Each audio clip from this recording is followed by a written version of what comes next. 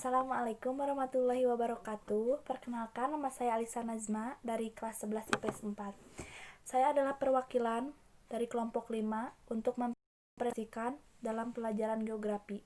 Yang dipresentasikan oleh saya adalah sejarah perkembangan transportasi dan perdagangan internasional di Indonesia dari masa ke masa. Yang pertama, masa klasik Hindu-Buddha. Dua kerajaan yang kuat dalam maritim pada masa itu adalah kerajaan Sriwijaya dan Majapahit. Dan pada masa itu mereka juga melakukan hubungan perdagangan nasional.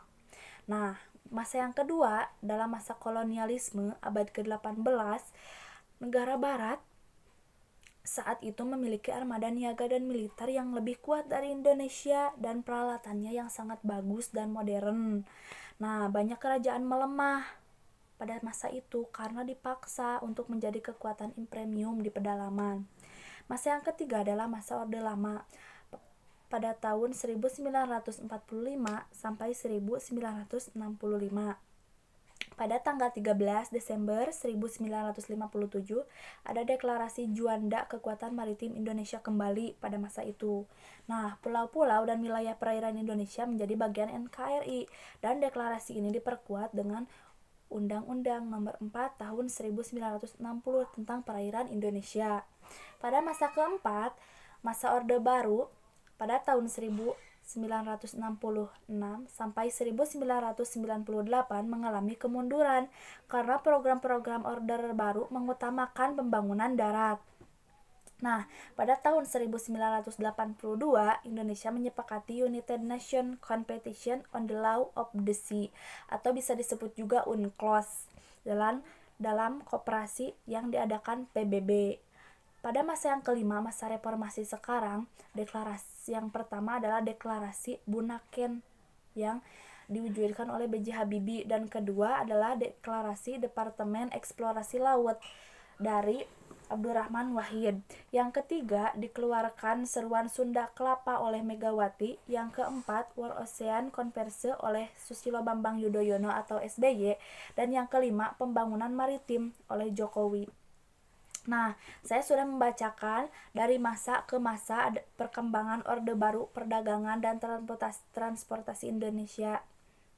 Nah, sekarang sejarah perkembangan transportasi dan perdagangan Indonesia.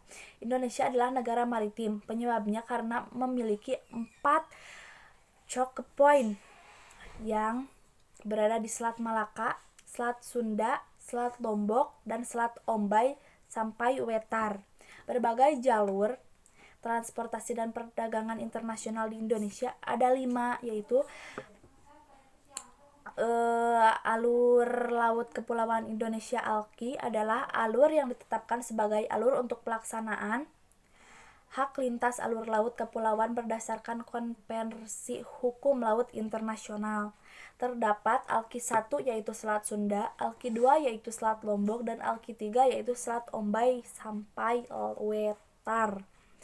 Nah, yang kedua, Indonesia terletak pada posisi silang antara benua Asia dan Australia serta pada samudra yaitu Samudra Hindia dan Pasifik. Lokasi ini sangat menguntungkan bagi negara Indonesia karena menjadi inti jalur perdagangan lalu lintas dunia dan jalur transportasi bagi negara-negara lain.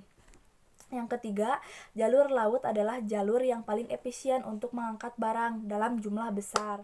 Nah, yang keempat, Indonesia terletak di jalur strategis perdagangan internasional yang disebut jalur sutra laut, yaitu dari Tiongkok dan Indonesia melalui Selat Malaka ke India. Nah, yang kelima, Indonesia memiliki rencana untuk membangun tol laut. Tujuannya untuk meretankan distribusi orang dengan biaya terjangkau dan efisien. Nah, saat ini Indonesia sudah memiliki 13 trayek tol laut.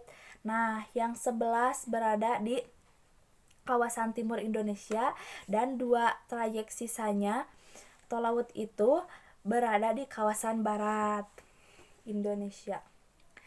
Nah, sekian presentasi dari saya. Maaf bila presentasinya kurang menarik atau banyak kata yang salah ataupun kalian tidak mengerti. Dan saya mohon maaf. Terima kasih atas kerjasamanya. Assalamualaikum warahmatullahi wabarakatuh.